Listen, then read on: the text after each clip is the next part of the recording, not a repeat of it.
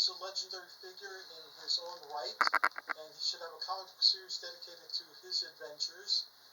But until that day comes, he has a wealth of information to share with us. So before we start exploring our topic, I'd like for us all to get to know Paul better. Greetings, Paul. How are you? Hercules, I'm doing great. And comic books, I've always had a passion for them, so when you invited me to the show, I got a little bit excited.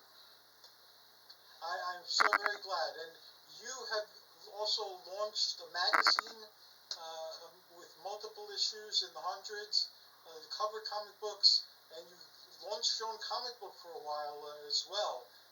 Do you want to tell us what led you to comic books and about your adventures in the world of comics? As a little boy, I was just really fascinated with superheroes. And so I would get my hands on every type of comic book and start reading them in my treehouse. It was kind of funny because... I'm sorry, Herbert. That's so cool that you had a treehouse. Yeah, I definitely had a treehouse. And what was so funny, Hercules, is some of the neighborhood kids would come up to my treehouse and they would bring their Playboy magazines. And they would look at me and they go, "Why are you reading comic books when you could be looking at this Playboy magazine?"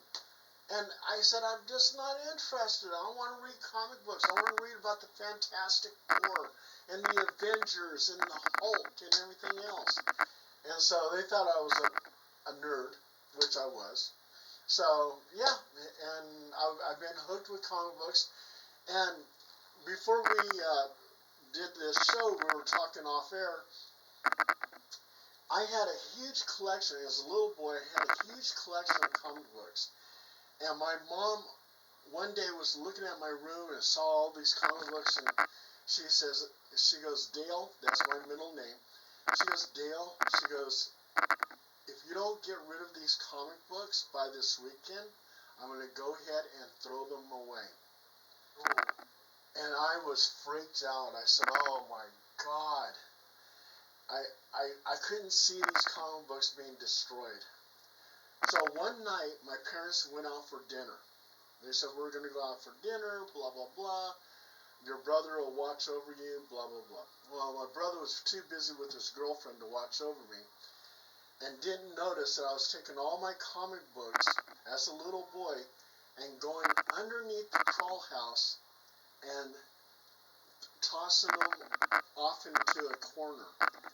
I managed to get rid of every single comic book, and they're now, probably to this very day, in that crawl space, in that house in Monterey, California. But I had to make sure that they weren't destroyed. Someone found them probably and made a lot of money, because comic book speculation has been a thing that has attracted many people and much money over the years. Oh, absolutely. And that's what I think. I think that maybe somebody found them, and if they did, yeah, they probably made a lot of money from them. I mean, I watch Pawn Stars and I see some of the comic books that go through there, and they're priceless. I mean, it's incredible, and I look at it and I go, "Oh my God, I had that issue." So, yeah. John Carl Pepe has just joined us. And now, what inspired you to start your newsletter? Because that newsletter reaches a lot of people, and you shared that it's now immortalized in the university system. Oh, yeah. I was, into comic books as a little boy into adulthood.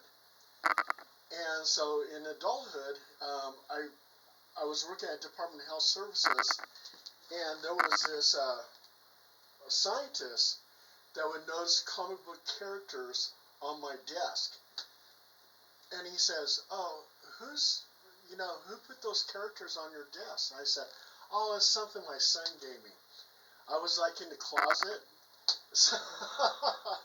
And then he would talk about the Hulk or something, or the Avengers, and I had some knowledge of it.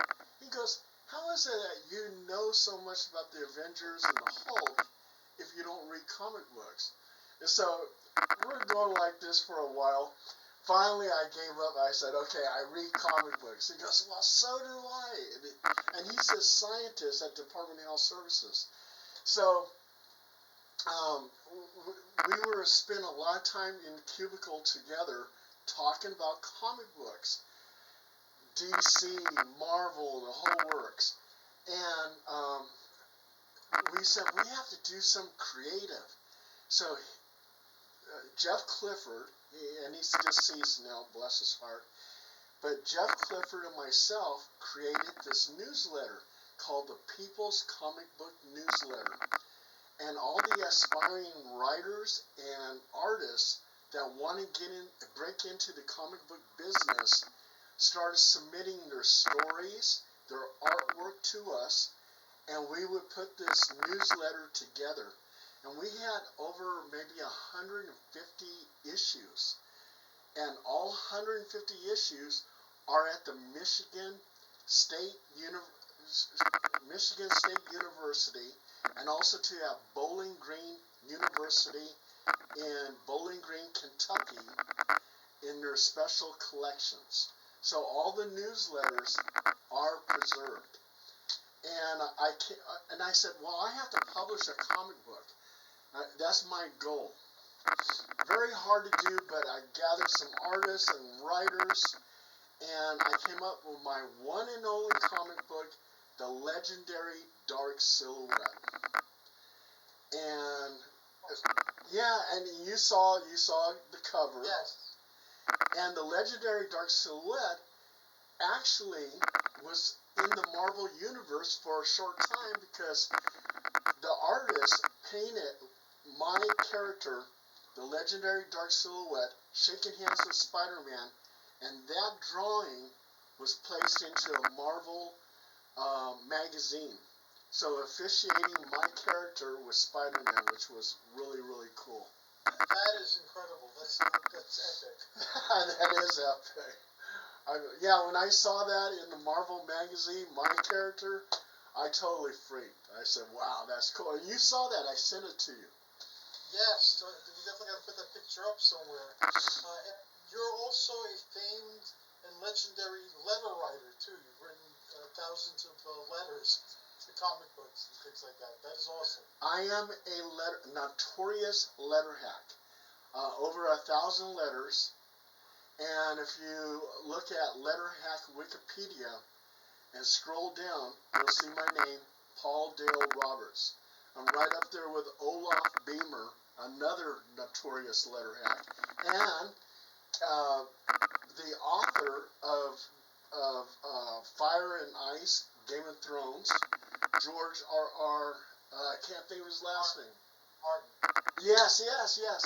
He was a letter hack. Oh, very cool. Yes. You're in good company. Yes, definitely.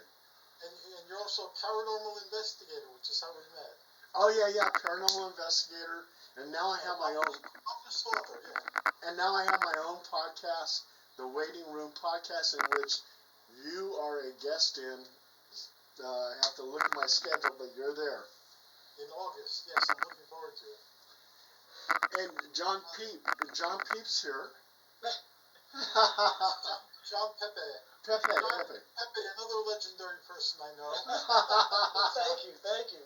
I have knowledgeable people about comics that I've ever met, and he's very generous with his information, and he's very funny. He's very entertaining and funny.